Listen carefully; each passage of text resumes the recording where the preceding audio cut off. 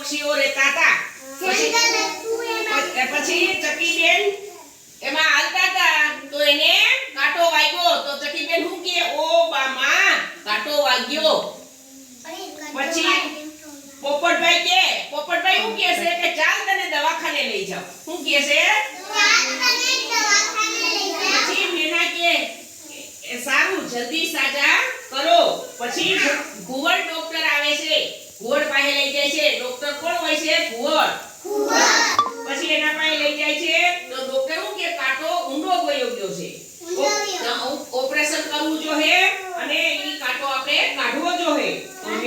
તો જો મેના અને પોપટ કેવું ભગવાન પાસે પ્રાર્થના કરે છે કે ભગવાન ચકીબેનને જલ્દી સાજા કરી દ્યો કે.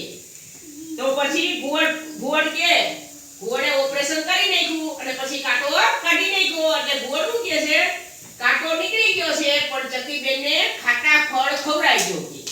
એટલે જો આપણે કાંટો લઈ ગયો તો આપણે ખાટા ફળ ખાવાનું ના પાડે, પણ આવા પક્ષીઓને ખાટા ફળ ખાવાનું કીધું.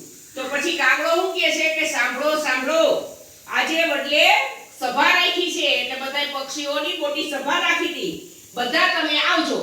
પછી એનો સરદાર મોટો હોય છે એ શું કહે છે, આજથી કોઈ ચપ્પલ વિના જંગલમાં નહીં રખડવાનું.